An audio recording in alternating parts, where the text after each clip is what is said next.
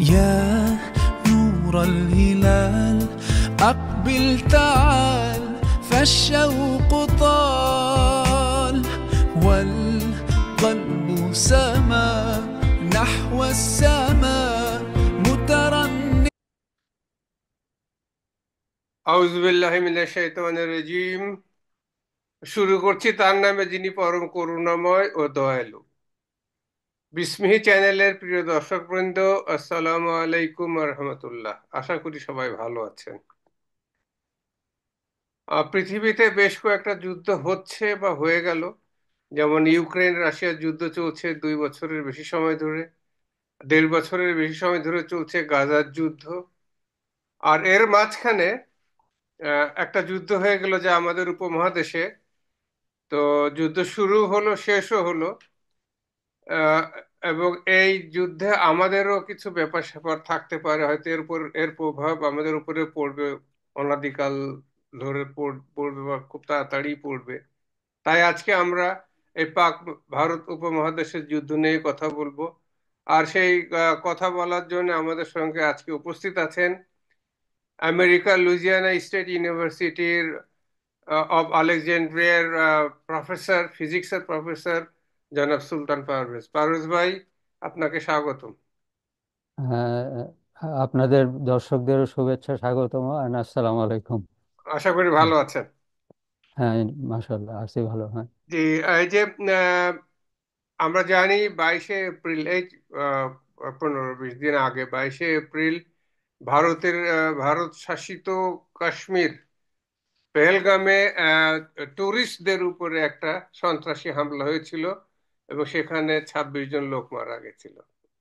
এই টুরিস্ট হামলার পর থেকেই ইন্ডিয়া আহ, পাকিস্তানকে এর জন্য দোষারোপ করে আসছিল। তারপরে তো তারা গত 4 তারিখ রাত্রে পাকিস্তানের উপরে মিসাইল হামলা শুরু করলো। তারপর সঙ্গে সঙ্গে পাকিস্তান তার প্রতি উত্তর দিল। তো এই ব্যাপারে আপনি সংক্ষেপে আহ, কি বলতে চান?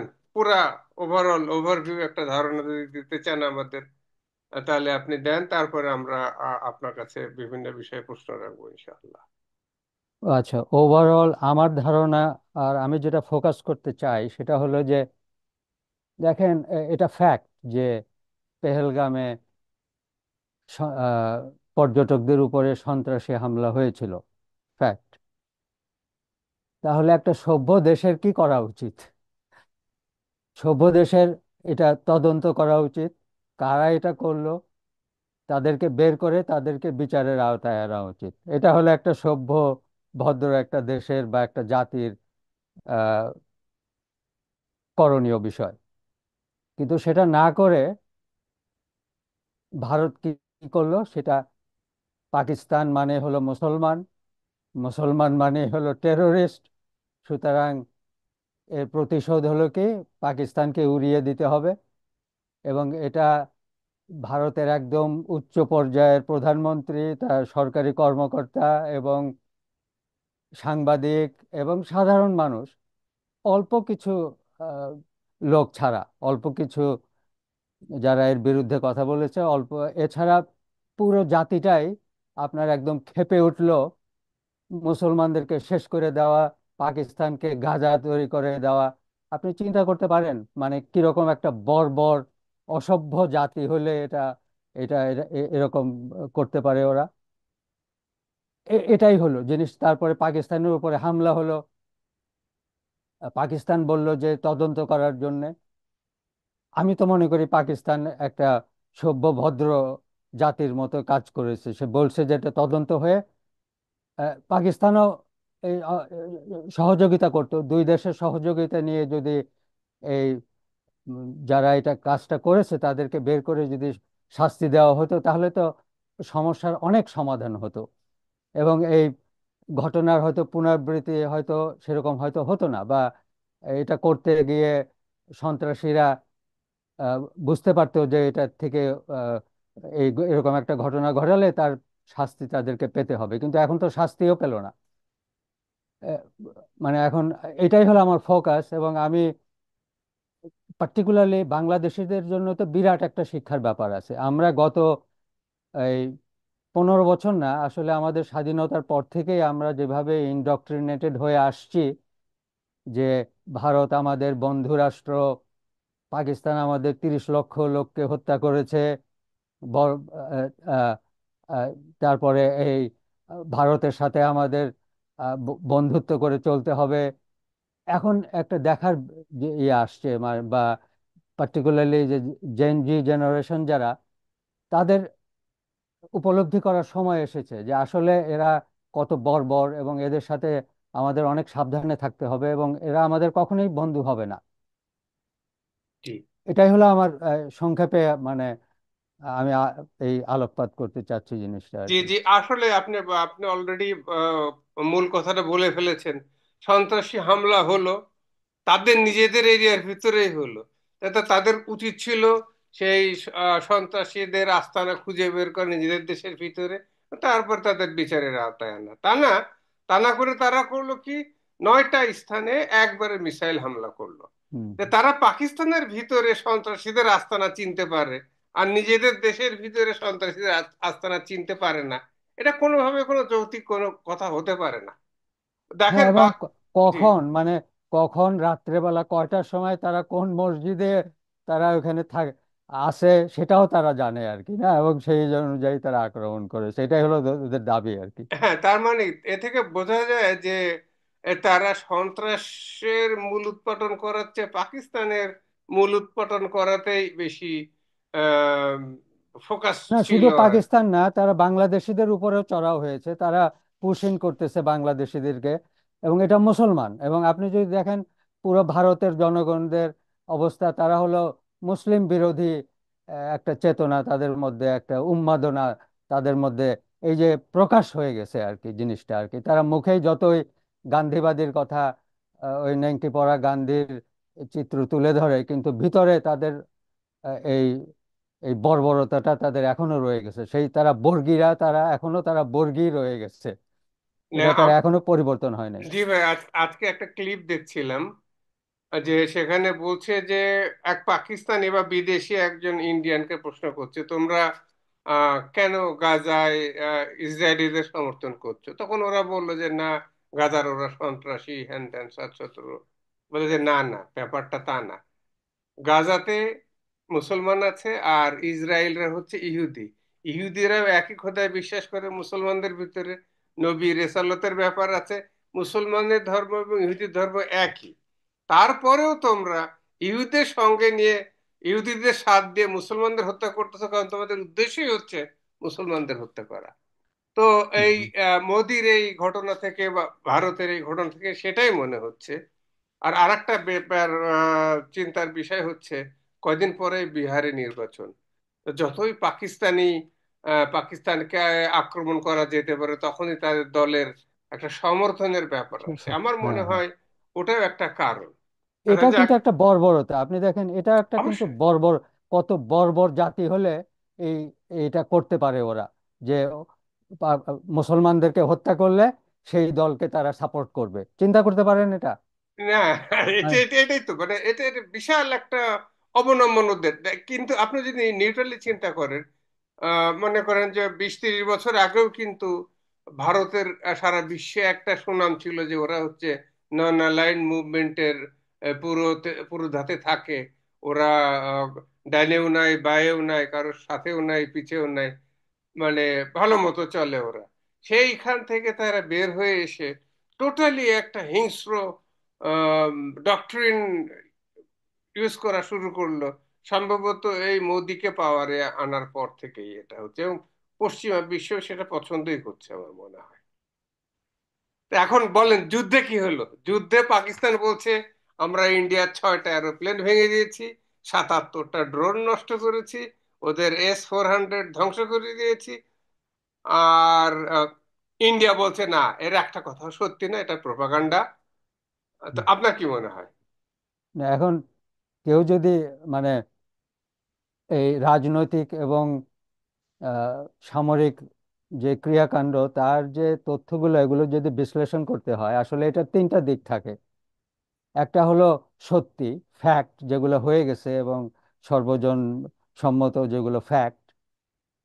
আরেকটা হলো ডাহা মিথ্যা কথা। এখানে প্রচুর ডাহা মিথ্যা কথা থাকে, আমার মনে হয় 90% কথাগুলো বোধহয় মিথ্যেই থাকে, আর কিছু থাকে কনফিউজিং, এই তিনটা আর কি। তো এখন যারা এই তিনটাকে আলাদা করতে পারবে, এগুলো আলাদা করা খুব ডিফিকাল্ট না আর কি, যদি এই তিনটা আমরা ধরে নেই আর কি।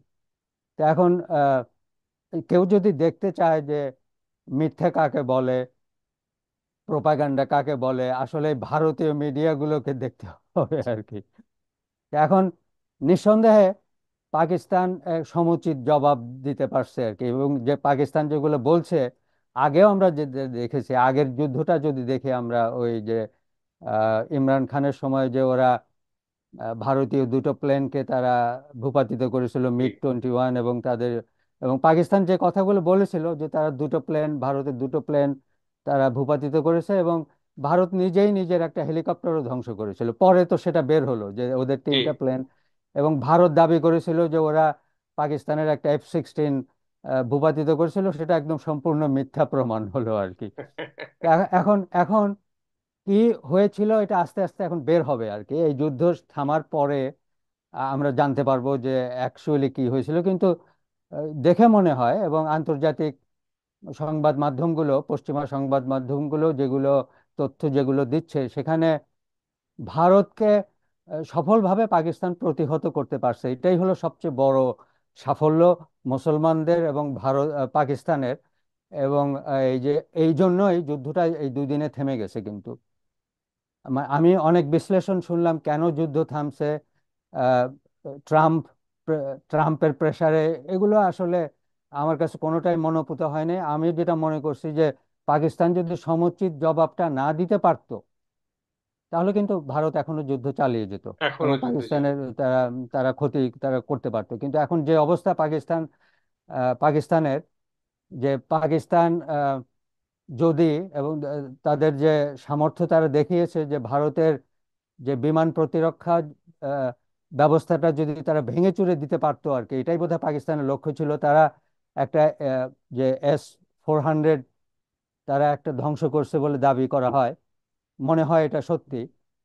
তো এটা এরকম যদি চলতে থাকতো, ভারতের যদি বিমান প্রতিরক্ষা ব্যবস্থাটা যদি ভেঙে দিতে পারতো, তাহলে কিন্তু আহ, পাকিস্তান বিমান বাহিনীর একটা, মানে ভারতের উপরে একদম পুরো দখল চলে আসতো আর কি।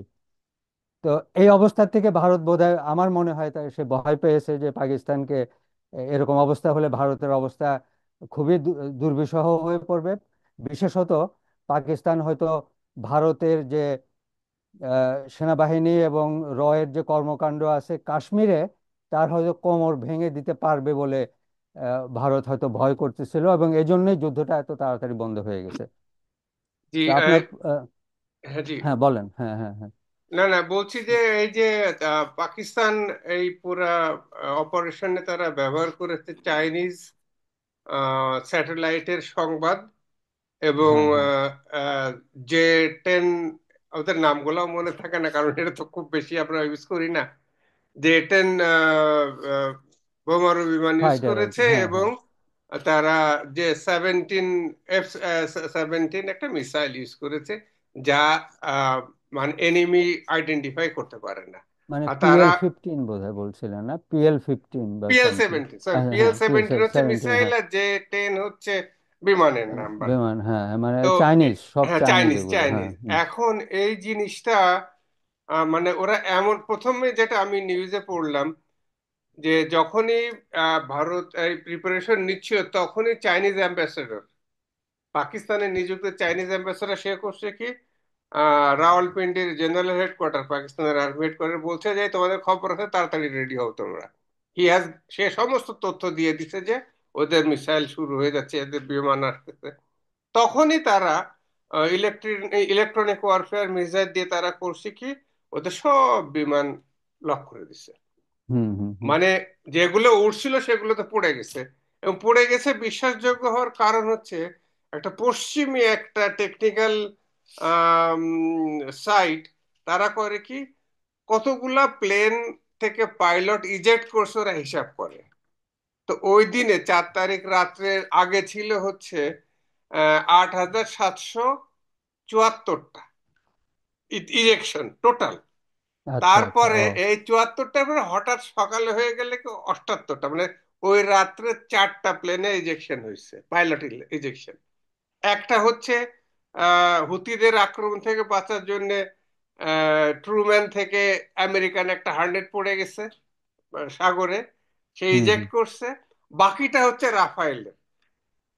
তো এখান থেকে বোঝা যায় যে 3টা রাফায়েল পড়ছে, কিন্তু বাকি যে মিগ মিগ 29 এবং SU-30 পাকিস্তান ক্লেম করতেছে এই হুম দুইটা হুম হুম। বিমানও পড়ছে, তাদের তা নাম্বার হ্যাঁ। কেন ওঠেনি? বিকজ এটা রাশিয়ার প্লেন। রাশিয়ার প্লেনের রিজেকশন ওই সাইটটা ট্রেস করে না। তো এইখান থেকে বোঝা যায় যে পাকিস্তান যা ক্লেম করছে হয়তো বা সেটা সত্যি। আবার দেখেন, আহ, ওই যে S-400, রাশিয়ান S-400, যে অ্যান্টি মিসাইল সিস্টেম, যে কোনো বিমান আসবে বা মিসাইল আসবে তার অটো অ্যাক্টিভেট হয়ে আকাশে সেই জিনিসটাকে ধ্বংস করে দিবে। সেই মিসাইল ব্যাটারির মূল বেসটাকে পাকিস্তান ধ্বংস হ্যাঁ হ্যাঁ, করতেছে। বা মানে কিছু একটা হ্যাঁ, ধ্বংস হয়েছে আর কি, হ্যাঁ, হ্যাঁ। মানে হ্যাঁ হ্যাঁ। এবার দেখেন আরেকটা হুম। জিনিস খেয়াল করেন, ইন্ডিয়া ব্যবহার করছে হচ্ছে হার্প বলে, ইসরায়েলি হার্প এই যে ড্রোন, যেটা ড্রোন, হ্যাঁ। সুসাইড ড্রোন বলে বা হুম হুম কামিকাজি ড্রোন। হুম অ্যারাউন্ড হুম 77 ড্রোন তারা ধ্বংস করেছে পাকিস্তান। হুম হুম তো দেখেন এই একটা 3-4 দিনের যুদ্ধে পাকিস্তান করলো কি, যে বিমান 2001 থেকে শুরু করে আজ পর্যন্ত একটা বিমানও ধ্বংস হয়নি রাফায়েলের, এক হুম হুম রাতে হুম তারা 3টা সেই রাফায়েল ধ্বংস করছে। তারপরে ইনভিনসিবল S-400, যেটা বিশ্বের সবচেয়ে বড় ডিফেন্স সিস্টেম, এয়ার হ্যাঁ ডিফেন্স হ্যাঁ সিস্টেম হ্যাঁ। বলা হয়, সেটার বেসকে ধ্বংস করতে পারছে। ইসরায়েলি ড্রোন ধ্বংস করছে। মানে হুম একদিনে হুম। পাকিস্তান ইন্ডিয়াকে হারালো, ফ্রান্সকে হারালো, হ্যাঁ ইসরায়েলকে হ্যাঁ হ্যাঁ হারালো, রাশিয়াকে হারালো। হ্যাঁ হ্যাঁ এইটাকে আপনি কিভাবে দেখেন? এটা আমার হ্যাঁ কাছে হ্যাঁ, আচ্ছা বলেন, হ্যাঁ, আমার প্রশ্নটা কাছে শেষ তো করেন, মনে হ্যাঁ। হয় যে পাকিস্তান কে কেউ কিন্তু কাউন্ট করতো না বড় শক্তি হিসেবে। হ্যাঁ, তাদের নিউক্লিয়ার ওয়েপন আছে, ভালো কথা, বাট অন্য কোনো দিক থেকে কাউন্ট করতো না। ইন্ডিয়া তো মহাশক্তিধর। তারপরেও কিন্তু দেখেন ইন্ডিয়ার পুরা এয়ারফোর্স, মানে হুম হুম হুম বড় বড় সামরিক বিশেষজ্ঞরা বলছে এয়ারফোর্সে, ইন্ডিয়ান এয়ারফোর্স গুলো সিটিং ডাক, মানে বসে থাকা পাতিহাঁসের হুম মতো হুম হয়ে হুম গেছিল। They hmm did not do anything. হুম তারা গ্রাউন্ডেড হয়ে গেছে। এটা আমার হুম কথা না, এটা বিশ্বের হুম বড় হুম বড় হুম হুম। সামরিক বিশারদরা তারা বলছে কিন্তু। তো এইটা হঠাৎ পাকিস্তান কিভাবে পেল, কি করে না না করলো না এটা? না, হঠাৎ না, হঠাৎ না। আপনার পাকিস্তানের সাথে ভারতের যতগুলো যুদ্ধ হয়েছে, এবং ভারতের সাথে অন্যদেরও, চায়নারও যে একটাই তো 62-তে যুদ্ধ হয়ে, এই 62-তে মেজর যুদ্ধ, তারপরে ছোটখাটো যুদ্ধ হয়েছে। পাকিস্তানের সাথে ভারতের যতগুলো যুদ্ধই হয়েছে, সেখানে সবগুলোতেই পাকিস্তানের আপার হ্যান্ড ছিল, তারা জয় হয়েছে, এক্সেপ্ট 71। এবং 71-এর ভারতের জেতার কারণ আসলে আমরা বাঙালিরা, তখন 7.5 কোটি বাঙালিরা সবাই ভারতের পক্ষে যোগ দিয়েছিলাম, পাকিস্তানিদের বিরুদ্ধে আমরা যুদ্ধ করছি, এই একটা কারণেই পাকিস্তান হয়তো পরাজিত হয়েছে। পাকিস্তান অপেক্ষাকৃত দুর্বল হওয়ার পরে, এবারেও কিন্তু পাকিস্তানের শক্তি কিন্তু ভারতের থেকে অনেক দুর্বল, কিন্তু তাদের যে অস্ত্রশস্ত্র এবং টেকনোলজির দিক থেকেও সে সে কিন্তু ভারতের থেকে আপার হ্যান্ড কিন্তু তার ছিল না। কিন্তু তার উন্নত প্রশিক্ষণ, মনোবল, এগুলোর প্রয়োজন আছে আর কি জি, ভারতের জি। বিরুদ্ধে। এই এই কারণগুলোতেই বরাবরই পাকিস্তান একদম 47 সালের পরের থেকে আপনার ওই কাশ্মীর নিয়ে আহ, যে যুদ্ধটা হয়, 65-এর যে যুদ্ধ হয়, তারপরে কার্গিলের যুদ্ধ হয়, তারপরে এই 2019 সালে বোধ হয় আপনার বালাকোট, বালাকোট। বালাকোট যুদ্ধ, সবগুলোতে পাকিস্তান ভারতের উপযুক্ত জবাব দিতে পারছে আর কি। এবং একটা কারণে আপনি যদি আপনি তো সামরিক বাহিনীর লোক, পাকিস্তানের যে ট্রেনিং এবং পাকিস্তানের যে সামরিক কৌশল, এটা কিন্তু মূলত ডিফেন্সিভ, কিন্তু অফেন্সিভ কিন্তু আবার ভারতের কিন্তু মূলত অফেন্সিভ, মানে আহ, ইয়ে কৌশলগুলো। জি, আমি জানি না এটা একমত কিনা, বা আমার হয়তো কম না, প্রসঙ্গে স্বভাবতই আপনার স্বভাবতই থেকে। পাকিস্তানের যেহেতু বিমান ট্যাঙ্ক সবকিছুই কম, সো তারা ডিফেন্সিভই থাকবে। বাট ওরা ডিফেন্সের ভিতরে ওদের পোস্টার গুলো হচ্ছে অফেন্সিভ। ডিফেন্স করবো কিন্তু অ্যাটাকিং ডিফেন্স, এটাই আর কি। হ্যাঁ, যদি বলতে পারেন কি, এই যে আক্রান্ত হলে আমরা ঝাঁপিয়ে পড়বো, এটা হচ্ছে তাদের মূল। হ্যাঁ, হ্যাঁ, ওটা তারা রিপ্লাই দিচ্ছে, মানে ওরা এই যে ধরেন আহ, এই যুদ্ধটাই আপনার ভারত যখন ভারত আক্রমণ করতে আসছে পাকিস্তানকে আর কি, তাই না? জি তো পাকিস্তান তার ডিফেন্সটা সাজিয়েছে কিভাবে এই আক্রমণটাকে প্রতিরোধ করবে, কিন্তু ভারত আক্রমণ তো হলো ভারতের। জি তো এখন জি আক্রমণকারীদের কিন্তু স্বভাবতই যুদ্ধে আক্রমণকারীদের কিন্তু স্বভাবতই দুর্বলতা থাকে কিন্তু। জি ডিফেন্স যারা করে তাদের কিন্তু স্বভাবতই আপনার আহ, আহ, শক্তিশালী একটা পজিশন থাকে, তারা ডিফেন্সিভ পজিশন নিয়ে থাকে, তারা নিজের দেশে নিজের জায়গায় থাকে, তাদের প্রতিরোধের ক্ষমতাটা অনেক একটা অ্যাডভান্টেজ অলরেডি থেকে যায় আর কি। তো পাকিস্তানিরা এটাকে একদম অত্যন্ত মানে একটা আর্টের পর্যায়ে নিয়ে জি গেছে জিনিসটা আর কি। স্টেট অফ মানে দ্য আর্ট। জি এটাকে স্টেট অফ দ্য আর্টের পর্যায়ে নিয়ে গেছে জিনিসটা। এবং এবারেও সেটা তারা এটা প্রমাণ করে দিয়েছে। এবং এগুলো অনেক কিছুই আমি ধরেন তাদের প্রশিক্ষণ, তাদের যে আপনার উন্নত প্রযুক্তির যে ব্যবহার যেটা, এগুলোর জন্য কিন্তু ধৈর্য লাগে, অনেক প্রশিক্ষণ লাগে, অনেক মনোনিবেশ করতে হয়, অনেক বুদ্ধি খাটাতে হয়। এগুলোর কিন্তু পাকিস্তান এগুলোর জি প্রমাণ রেখেছে কিন্তু। জি অন্যদিকে আপনি যদি, আমি একদম ছোটবেলাকার বলতে পারি, আমার কাছে দেখে মনে হচ্ছিল যে আপনি দেখবেন যে আমাদের সাথে আমরা যারা লেখাপড়া করে আসছি, একদল ছাত্র ছিল যারা আপনার মুখস্থ করে পাশ করার একটা ছাত্র, একদল জি ছিল জি কিন্তু জি যারা জি জাস্ট জি না বুঝে জাস্ট মুখস্থ করে, এবং তারা অনেকে ভালো রেজাল্টও করতো মানে আমাদের জি থেকে জাস্ট মুখস্থ করার জন্য। আমার দেখে মনে হয়েছে যে ভারতে যে ওদের কথা বলা ভঙ্গি টঙ্গি দেখে মনে হয়েছে যে ওই জিনিসগুলো মনে হয় যে মানে পাকিস্তান যেগুলো রপ্ত করতে পেরেছে, যেটা ভারত মনে হয় যে এখনো সেই পুরনো ধাঁচের ওই দৃষ্টিভঙ্গির মধ্যে রয়ে গেছে। আমি তো বলছি যে ওরা এখনো আসলে বর্বরই রয়ে গেছে, ওরা আসলে এখনো কিন্তু ওরা সভ্য ভদ্র এখনো হয় নাই। জি কিন্তু জি আমার ভয় হলো, আমরা এখন পাকিস্তানের কথা বলছি, দেখেন পাকিস্তান পাকিস্তান আহ, আহ, গরিব দেশ জি তুলনামূলকভাবে। এখন তো আমরা শুনেই আসছি বিশেষত গত দশকে যে পাকিস্তানের অর্থনীতি একদম ভেঙে পড়েছে, পাকিস্তানের অবস্থা খুব খারাপ, খারাপই তারা পাকিস্তানের অবস্থা। কিন্তু দেখেন যুদ্ধ করতে হলে আপনার অর্থনীতি ভালো হওয়ার দরকার হয় না। হুতিরাও সেটা দেখালো, পাকিস্তানও কিন্তু দেখালো। পাকিস্তান আহ, ভারতের তুলনায় 10 ভাগের 1 ভাগ, অর্থনীতিও সেরকমই, কিন্তু তারা কিন্তু এই দেখেন যুদ্ধে তারা তাদের মাস্টারিটা তারা কিন্তু দেখালো তাদের, যে জি এই জি যুদ্ধ করতে কিন্তু লাগে না। কিন্তু আমার ভয় কিন্তু আমাদের দেশকে নিয়ে। পাকিস্তান এটা করলো, ভালো কথা। আমরা আমরা কি করতে পারবো? ধরেন ভারত তো এই একই জিনিস আমাদের সাথে করতেই পারে যে কোনো সময়, এবং জি আমার ধারণা সে করবে। এই যে আপনার বাংলাদেশ, আপনি যদি ভারতের বিভিন্ন চ্যানেলে দেখে থাকেন, তারা কিন্তু এই যে তুরস্ক পাকিস্তানকে কিন্তু পৃথিবীর সব দেশই মোটামুটি সাপোর্ট দিচ্ছে কিন্তু, দিয়েছে কিন্তু। মানে অ্যাটলিস্ট কেউ তাকে বিরোধিতা করে না। এই যে পাকিস্তান যে ভারত যে বলে আসছে পাকিস্তান আমাদেরকে এই আক্রমণ করেছে, কিন্তু সবাই এই আক্রমণের বিরোধিতা করেছে বা তাদেরকে আহ, সমালোচনা করেছে, কিন্তু পাকিস্তানের কেউ সমালোচনা কিন্তু করে নাই। কিন্তু ভারতের কিন্তু কেউ সাপোর্টার নাই, কিন্তু কেউ কিন্তু ভারতকে সাপোর্ট করতেছে না।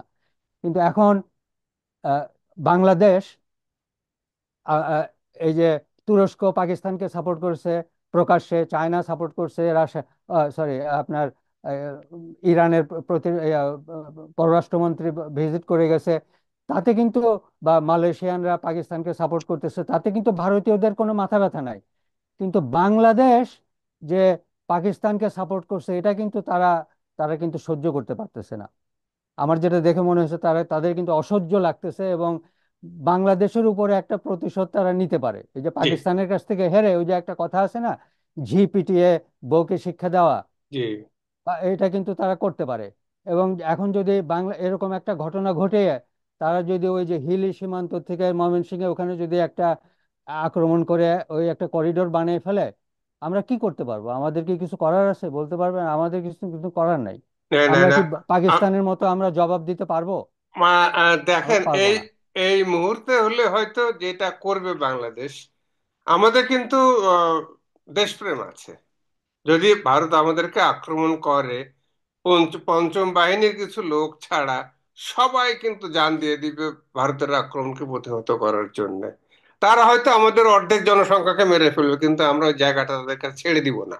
এটাই হচ্ছে কিন্তু আমাদের ডক্ট্রিন। তারা কিন্তু আমাদেরকে উপর দিয়ে চলে যেতে পারবে না যদি এখনই করে। আজ আর আপনি যদি খেয়াল করে দেখেন, দেখবেন যে এই আহ, এই যুদ্ধের আগেই কিন্তু বাংলাদেশ এই প্লেন গুলাই, এই মিসাইল গুলাই কিন্তু চায়না এবং পাকিস্তানের কাছে অর্ডার দিয়েছে। দে আর কামিং, খুব তাড়াতাড়ি কিন্তু চলে আসবে যে মানে প্লেনে। বাংলাদেশে আসবে? জি জি জি জি, এই প্লেন গুলাই, এই ঘটনার আগেই এইগুলাই তারা বাংলাদেশ অর্ডার দিয়েছে। তো কিন্তু আমার কাছে বাংলাদেশে আমার অর্ডার, আপনি শিওর বাংলাদেশ হ্যাঁ অর্ডার হ্যাঁ দিয়েছে হ্যাঁ, এবং শিওর শিওর। অর্ডারটা অ্যাপ্রুভ হয়ে গেছে? হ্যাঁ হ্যাঁ, এটা পাকিস্তান নিজে থেকেই দিতে চেয়েছিল, তারপরে প্রফেসর ইউনূস যে এটার অর্ডার ফর্মালি দিয়েছে, যেটা আমি শিওর। আমি অন্তত যদি না খুব বড় ভুল হয় তো আচ্ছা, ওইটা ওই। আমার ধারণা এই ব্যাপারে, আমার ধারণা হলো কি, যে চায়না বাংলাদেশ চাইলেও ওই ওদের টপ টেকনোলজি বাংলাদেশকে পাকিস্তান, সরি, হ্যাঁ, চায়না দেবে না, চায়নাও চায়নার দেবে না এক এবং চায়নার এক অন্য কোনো দেশই দেবে না। কারণ একটাই কারণ, সেটা হলো বাংলাদেশকে তারা বিশ্বাস করে না। জি, বাংলাদেশ ওই ওই টেকনোলজিটা তারা ভারতকে দিয়ে দেবে। এই আমাদের যে আপনি বলতেছেন যে আমরা বাংলাদেশের জন্য জীবন দিয়ে দেব, আমরা জমি দেব না, কিন্তু আপনি 71-এ তো আমরা সেটা করি নাই। আমরা তো সেটা করি নাই। আমি সেটাই বলছি হ্যাঁ, যে আমাদের দেশে কিছু, এটা বিচিত্র এক দেশ, অতিশয় পাকিস্তান প্রেমী লোক আছে, যেটা 71-এ দেখেছি। আর এখন গত 15-16 বছর ধরে দেখলাম যে অতিশয় ভারত প্রেমিক একটা গ্রুপ আছে। আপনি কিন্তু একটা সবচেয়ে মজার কথা বললেন, তার ভিতর থেকে একটা ইন্টেলিজেন্স হচ্ছে, ভারত কিন্তু কোনো যুদ্ধে জিতে নাই। যে যুদ্ধে জিতছে সেই হুম। যুদ্ধে আমরা তাদেরকে সাহায্য করছি। আমরা আমাদের জি, পাকিস্তানিদের ভাষায় তাদের কিন্তু বিশ্বাস আমাদের ঢুকিয়েছি। কাছে কৃতজ্ঞ থাকা উচিত। আমরা তাদের কাছে কৃতজ্ঞ থাকবো কেন? ও, দেখেন, ডেফিনেটলি, গত ডেফিনেটলি। সরকার আমাদেরকে বুঝাইছে যে তারা আমাদের স্বাধীনতা দিছে, এ করছে ও করছে, তারা আমাদের না না হয় তাদেরকে আমরা সবকিছু দিব। That's not the true, that's the other way around. আমাদের সাহায্যে তারা একটা যুদ্ধ করলো। ঘটনা কিন্তু সেই সেই রকমই। তারা কিন্তু অনেক বড় দেশ, কিন্তু ওদের আর্মির ভিতরে একটা কাওয়ার্ডিস মনোভাব আছে। তারা কিন্তু স্ট্রেট যাবে আর জয় করে চলে আসবে, তা কিন্তু না। এই যে ওরা 65 ওয়ারটা যে জিততে পারে নাই, সেটা কিন্তু এক বাঙালি মেজরের জন্য। আপনি নিশ্চয়ই জানেন সে হ্যাঁ, হ্যাঁ, মেজরটা কে? মেজর জিয়া, যিনি আমাদের হ্যাঁ। স্বাধীনতার ঘোষণা দিয়েছিলেন। উনি লাহোর জি জি সেক্টরে জি ছিলেন জি, উনি। উনি সেই হ্যাঁ, হ্যাঁ, সেই ব্যক্তি যিনি দুই দেশেরই, বাংলাদেশের এবং পাকিস্তানের দুই দেশেরই সর্বোচ্চ মিলিটারি খেতাব জীবিতদের জন্য যেটা, সেটা পেয়েছিলেন। সো হ্যাঁ। শুধু তাই না, আপনি তখন ওই সময় মানে বাঙালিদের, তখন তো বাংলাদেশ পাকিস্তান সেপারেট, অত যোগাযোগও ছিল না সেরকম। আপনার 65-এর পরে একটা বাঙালিকে দেখলে পশ্চিম পাকিস্তানে কিন্তু স্যালুট করতো, যে এদের জন্যে, এরা পাকিস্তানের জন্য কিভাবে তারা জীবন দিয়ে দিয়েছে। আপনি পাইলট পাইলট আলমের নাম শুনেছেন কিনা? জি, বাঙালি পাইলট, সারা পৃথিবীতে সে নাম নাম করেছিল কিন্তু ওই ভারতের বিরুদ্ধে যুদ্ধ করে। সিক্সটি এবং ফাইভ এটা বাঙালিদের, এবং সেটা আপনি যদি বলেন, আজকে যদি আমরা পাকিস্তানের পক্ষে যদি থাকতাম, এখনো কিন্তু এই যুদ্ধে কিন্তু আমরাই কিন্তু বাঙালিরাই কিন্তু শৌর্যবীর্য কিন্তু দেখাতো, কিন্তু আমরাই জি কিন্তু জি জি। মানে যে এই দেখাতে পারতাম আর কি আমরা। আপনি যে হ্যাঁ, স্কোয়াড্রন লিডার আলমের কথা বললেন, তার একটা গল্প বলি। তার গল্প না, তাকে নিয়ে একটা গল্প। ঘটনা আর কি। হ্যাঁ, হ্যাঁ। আমি পাকিস্তানে ছিলাম 1997 সালের 11 মাস পাকিস্তানে ছিলাম, আর্মির মাধ্যমে এক ট্রেনিং এ। এক পাকিস্তানি অফিসার একজনের সাথে একটু বেশি খাতির ছিল। সে প্রায় বলতো, স্যার মাফ করে দেন, মাফ করে দেন, এটা আমার দোষ না, এটা যা করছে এটা ইউ নো, আমি আপনি সাফার করছি। সে প্রায় বলতো। একদিন সে তার রেজিমেন্টের এন্টি রুম বলি আমরা, ওটা ইনফ্যাক্ট লিভিং রুম, মানে প্রপার একটা অফিসিয়াল সিটিং রুম আর কি। ওখানে যে একটা ভালো তেল চিত্র দেখায়, বলছে, স্যার আপনি জানেন একে? আমি বলি না। ও, বলে যে আপনি জানেন না, আমরা তাকে আপনি পূজা করি। His squadron leader Alam. সে আলম। আপনার দেশের, সে আপনার দেশের লোক।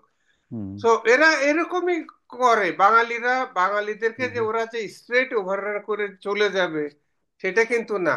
হ্যাঁ, পঞ্চম বাহিনী যারা আছে তারা যদি আমাদের পিঠে ছুরি না মারে, অবশ্য তারা মারবেই, তারপরেও কিন্তু তারা আমাদেরকে ঠেকাইতে পারবে না। ইন্ডিয়া যে স্ট্রেট চলে যাবে তা না, পারবে না কোনোদিনও। না, কিন্তু এখন এই চেতনাটা তো আমাদেরকে দিতে হবে, আমাদের প্রজন্মদের, পরের প্রজন্মদেরকে বলতে হবে যে জি জি, দেখো, আপনি আপনি যে যে যে আমরা আমরা কোন বর্বর জাতির সাথে আমরা এখানে বাস করতেছি, এবং তাদের সাথে আমাদের বন্ধুত্ব হওয়ার প্রশ্ন ওঠেই না, মানে অসম্ভব ব্যাপার। এবং আপনি আপনি যদি একজন, আপনি যদি মুসলমান হন তাহলে দেখবেন যে এই এই দুটো জাতি, আপনার এই আহ, ইহুদি এবং এই পৌত্তলিকরা, এরা হলো ষড়যন্ত্রে এক্সপার্ট আর কি। আপনি এদের সাথে জি জি জি, ষড়যন্ত্র এটা করে কিন্তু এটা আপনি কিন্তু পারবেন কোরআন, না। এটা কিন্তু এটা কোরআনের কোরআন। কথা। হ্যাঁ, আমি এটা সেই জন্য কোরআনের বললাম, কথা। এটা কোরআনের কথা আগে। কোরআনে ষড়যন্ত্র করে আপনি এটার জি সাথে জি পারবেন না জি আপনি। জি এবং এদের সাথে এই বিষয়ে তো আমাদেরকে সতর্ক যদি না হই, তাহলে এই যে বারে বারে বারে বারে আমাদেরকে ওই গর্তে পড়তে হবে আর কি। জি জি, চায়না কিন্তু অনেক দিন থেকে আমাদের সাহায্য করতে চাচ্ছে, কিন্তু আমরা তাদের সাহায্য পাওয়ার যোগ্য না। কারণ আপনি যে ভয়ের হ্যাঁ, কথা হ্যাঁ। বললেন, যে আমরা কবে না এই টেকনোলজি ইন্ডিয়াকে দিয়ে দেই, কারণ আমরা দিয়ে দেবো, মানে জি দিয়ে দেই জি না, আমরা দিয়ে জি দেবো। জি, কারণ ইন্ডিয়া সব নিয়ে নিবে। গত স্বৈর শাসকের সময় আমাদের সেনাবাহিনী বা মিলিটারি সামরিক বাহিনী সমস্ত সিক্রেট রওয়ার নখদর্পণে, কিন্তু অনেক অনেক ইকুইপমেন্ট ইনফ্যাক্ট পরিচালনা করেই র। তো ওইখান থেকে বের হয়ে এসে আমাদের যদি চায়নার সঙ্গে ফ্রেন্ডশিপ করে, ফ্রেন্ডশিপই তো আর কিছু না, ফ্রেন্ডশিপ করতে হবে শুধু সামরিক ক্ষেত্রে, অর্থনৈতিক ক্ষেত্রে, অন্য কোনো কিছু। ওরা আর চায়না কিন্তু আগের মতো নাই। চায়না যেমন, আমরা কম্বোডিয়া, আপনি নিশ্চয়ই জানবেন, কম্বোডিয়াতে যে যে ওদের ওদের দলের লোকদেরকে শাসনভার দিয়ে এমন করেছিল যে মানে জনগণকে কচুকাটা করতো। এখন কিন্তু চায়না সেটা আর করে না। এখন তারা তাদের বন্ধু হইলেই চলে, আর কিছু না। They don't want to interfere in the interior matters of the other country. তো ইটস এ চেঞ্জ। হ্যাঁ, হ্যাঁ। চায় না, তাদের সঙ্গে ফ্রেন্ডশিপ করলে আমাদের উপকার ছাড়া কোনো ক্ষতি নেই। হ্যাঁ, আর হ্যাঁ, এই আমাদের জি আমার ফ্রেন্ডশিপে তো কারোর সাথে আসলে আমাদের হ্যাঁ, শত্রুতা করার দরকার নাই, তাই কোনো না? দরকার কিন্তু না। জি জি কিন্তু যারা আমাদের সাথে, আমাদেরকে যারা শত্রু ভাবে, শত্রু মনে করে আমাদেরকে কন্টিনিউয়াসলি ক্ষতি করার চেষ্টা করতেছে, তাদের কাছ থেকে তো আমাদেরকে সাবধান হইতে হবে, যে আমাদের নিজেদেরকে বাঁচানোর জন্য, তাই জি না? জি, এক্স্যাক্টলি ভাই, আমার আমার পয়েন্টে সেটা। আমরা কতদিন আর ঘুমাবো? এখনো অনেক লোক হ্যাঁ, আছে হ্যাঁ, হ্যাঁ। আমার ফ্রেন্ড সার্কেলেরই। একজন আজকে একটা ভিডিও দিল যে আমাদেরকে কতদিন তোমরা ইয়ে করে, ওই যে আওয়ামী লীগকে যে নিষিদ্ধ করছে ওইটা নিয়ে বাংলাদেশ রাজাকারে ভরে গেছে, এরকম গান দিচ্ছে আমাদের গ্রুপে, আর্মির গ্রুপে। মানে চিন্তা করে দেখেন যে মানে তাদের এই বীজটা কত শক্ত বীজ, যে দেখেন, তাদেরকে তারা এখনো এইসব ভিডিও আমাদের আর্মির গ্রুপে দিতে সাহস পাচ্ছে। না সেটাই বলছি, যে আপনি যে বলতেছেন যে বাঙালিরা দেবে না, বা তারা দেশের জন্য দেশপ্রেমের কথা আপনি বললেন, দেশপ্রেমের জ্ঞানটা তাদের আছে কিনা আমি জানি না। দেশপ্রেম প্রেম আছে, কিন্তু আপনি দেখেন পাকিস্তান সম্পর্কে আমরা আহ, কত কিছু বলছি, পাকিস্তান আমাদেরকে শোষণ করছে। আপনি যদি দেখেন এগুলো কতটুকু সত্যি, আমি এখন বললে পরে আমাকে নিশ্চয়ই লোকজন পছন্দ করবে না আর কি। আহ, দেখেন না ভাই, ভারত। এখন একটা ব্যাপার বলি কি, যে দেখেন আর্মির সিনিয়র র্যাঙ্কে কিন্তু ইন্ডিয়া ঘেঁষা লোক ছিল বা এখনো আছে, কিন্তু তারা থাকার পরেও কিন্তু প্রিভিয়াস গভর্নমেন্টকে রক্ষা করতে পারে নাই, কারণ অ্যাবসলিউট মেজরিটি হচ্ছে দেশপ্রেমিক। তারা পয়সা দিয়ে কিনেছে বা সুবিধা দিয়ে কিনেছে কতিপয় সিনিয়র জ্যেষ্ঠ কর্মকর্তাকে, কিন্তু হ্যাঁ, অ্যাবসলিউট মেজরিটি কিন্তু আমি আমি ছিলাম। আমরা দেখেছি তো, এই যে হুম, যখন অন্যায়গুলো হতো আমরা প্রতিবাদ, মানে প্রতিবাদ করার তো ভাষা নাই, মনে মনে করতাম। আমরা নিজেদের ভিতরে আলোচনা করতাম যে এগুলো ভুল হচ্ছে। সো ইন্ডিয়া যদি আক্রমণ করেই বসে, যদি মনে করে থাকেন যে না, হ্যাঁ, যারা সংবাদ দিবে, এই যে যারা মানে ইন্ডিয়ান ভক্ত লোকজন আছে তারা হয়তো সংবাদ দিবে এরকম, কিন্তু তারা ডাইরেক্ট অ্যাকশনে যেতে পারবে না। অ্যাকশনে যাবে দেশপ্রেমিক সেনাবাহিনী যাবে, আমার বিশ্বাস এটা। কারণ আমি আমি কিন্তু আমার এক্সপেরিয়েন্স থেকে, এই যে ফলের গত গভর্নমেন্ট যে ফল করলো, আমি কিন্তু আগেই বলে দিয়েছিলাম যে এই government Hasina will fly away by 6 August. আমি বলেছিলাম, কিন্তু ফোরকাস্ট আচ্ছা, করে হ্যাঁ, দিয়েছিলাম। আচ্ছা। আমি একটা টক শোতে বলেছিলাম যে এ যত যাই হোক না কেন, আর্মির নিচের লেভেল থেকে এই সরকারকে সমর্থন করবে না। আমি যা যা বলেছিলাম আল্লাহর রহমতে তাই হয়েছে। শুধু আমার একদিন ভুল ছিল, আমি বলেছিলাম 6 তারিখের ভিতরে হাসিনা পালাবে, হাসিনা 5 তারিখেই পালিয়েছিল, একদিন আগে। সো আপনি এটা বিশ্বাস রাখতে পারেন আর্মির উপরে যে না, যদি ইন্ডিয়া আক্রমণ করে তাহলে কিন্তু মেজরিটি সৈনিকরা গ্রাউন্ড লেভেলে সবাই ইন্ডিয়ার বিরুদ্ধে যুদ্ধ করবে, যে কোনো আক্রমণই হোক না কেন, যে দেশই করুক না কেন। সেটা করা উচিত আর কি। আর অবশ্যই। আমারও হয়তো আমারও বিশ্বাস আছে, হয়তো করবে। কিন্তু আবার দেখেন, আপনার যখন ভারতীয়রা যখন, আমি 71-এর কথা বলতেছি, ভারতীয়রা যখন মানে প্রথমে তো আমরা মুক্তিবাহিনী, সকল মুক্তিবাহিনীরা আমরা দেশটাকে ভারতের কাছে দিয়ে দিলাম আর কি, যে তোমরা তোমরা স্বাধীন করো, তোমরা আমাদেরকে দেশটাকে স্বাধীন করে দাও, আমরা বসে থাকলাম। অনেকটাই মুসা আলাহিসাল্লামের ইয়ের মতোই আমরা বললাম আর কি। তো এখন ওরা এই ভারতীয় বাহিনী যে লুটপাটটা করলো, ওরা যে এই 2 মাস ধরে যে লুটপাট করলো আমাদের চোখের সামনে, এবং আর্মির আর ক্যান্টনমেন্ট থেকে বলেন থেকে শুরু করে আমাদের ফার্ম গেটের যে আনন্দ সিনেমা হলের যে প্রজেক্টরটা পর্যন্ত, চিন্তা জি। করেন, তারা ওখান থেকে নিয়ে গেল। এই যে লুটপাটটা করলো আমাদের, আমরা কিন্তু কিছু কিছু বললাম না বাঙালি, না আমরা না, যে আমরা পাকিস্তানিরা ভাই আমাদের, আমি একটা কিছু জিনিস বলিনি। কি, তখন কিন্তু আমরা অর্গানাইজ না। তখন যে আর্মি ছিল, সেই আর্মি কিন্তু পাকিস্তান সেনাবাহিনীর লোকজনই বেশি তখন ছিল। মুক্তিবাহিনী তো ছিল, হুম, মুক্তিবাহিনী ছিল। মুক্তিবাহিনী ঢাকাতে কিন্তু আহ, তখনও সেরকম অর্গানাইজ ছিল না। যাক, তারপরেও তো আমরা বলি না, ভাই, এখনো তো আমরা সেগুলো বলি হ্যাঁ, না, এখনো তো বলি না। এখন কিন্তু যেহেতু একটা পট পরিবর্তন হয়েছে, এখন হয়তো আহ, বলা শুরু করবে। আমি আজকেই পিনাকির একটা ভিডিওর শুরু দেখলাম যে হ্যাঁ, আপনি যে আমিও লাইনে কথা দেখলাম। বলেন যে আমাদেরকে মিথ্যা বোঝানো হয়েছে, উনি ওইগুলাই বলছেন। মানে আমি ভিডিওটা দেখছি, হ্যাঁ হ্যাঁ, দেখা ওই সে। ওনার সাহসে আমি হয়তো কিছুটা কারণ ওনার পেলাম আমি, মানে এই যে পাকিস্তান সম্পর্কে আমাদেরকে যে ইয়ে কথাগুলো বলা হয়, যেমন ধরেন আপনি হয়তো জানেন যে আমার পাকিস্তানের সময় আমাদের পূর্ব পাকিস্তান থেকে আমাদের রাজস্ব হয়তো 26% বোধ হয়, পাকিস্তানের 26%। আর আমাদের উন্নয়ন বাজেট ছিল আমাদের একবারে 52% ছিল, জি একবার জি প্রথম জি। ছিল 54% ছিল, এবং অনেক ইয়েতে 64%। তো এখন তো শোষণ তো আমরা করেছি, ইটস নট, পশ্চিম পাকিস্তানে তো আমাদের শোষণ করেনি, আমরা না ভাই, পশ্চিম পাকিস্তান থেকে নিয়ে জি আসছি জি তো। জি, তো আপনিও এখন ঠিক। এগুলো এগুলো এগুলো এগুলো এগুলো বললে, যতটুকুন যতটুকুন না এগুলো তো সত্য। আমি বলতে জি। বললে পরে কি হবে? এগুলো বললে তো আমি ব্র্যান্ডেড হয়ে যাব। তো এখন পিনাকি দা বলতেছে, এখন না, হয়তো আস্তে আমিও আস্তে একটু সাহস পাবো। আস্তে আস্তে মানুষ হয়তো সেটাই বেশি। ভাই, আমি কাট আপ করতে চাচ্ছি, বিকজ আর টাইম নাই, আচ্ছা, লেস দ্যান এ মিনিট ঠিক আছে। আছে। তে অনেক ধন্যবাদ। মানে প্রাণবন্ত আলোচনা হলো, অনেক কিছু জানার চেষ্টা করলাম আমরা হ্যাঁ, আপনার কাছ এবং থেকে। বাঙালিরা আমরা যদি এর থেকে উপযুক্ত শিক্ষা নিতে পারি, তাহলেই মানে আহ, জি, এই আমাদের সব সার্থক হবে আর কি। ইনশাল্লাহ ইনশাল্লাহ। প্রিয় দর্শক, আজকের আলোচনা এখানে শেষ। যদি পছন্দ করে থাকে সাবস্ক্রাইব করবেন, লাইক করবেন। আর পছন্দ না করলে আপনার কি ধরনের আলোচনা চান আমাকে জানাবেন। সবাইকে অনেক ধন্যবাদ, ভালো থাকবেন। আসসালামু আলাইকুম রহমতুল্লাহ। পারভেজ ভাই, অনেক ধন্যবাদ। হ্যাঁ, আচ্ছা, ওয়ালাইকুম আসসালাম, খোদা হাফেজ। খোদা হাফেজ।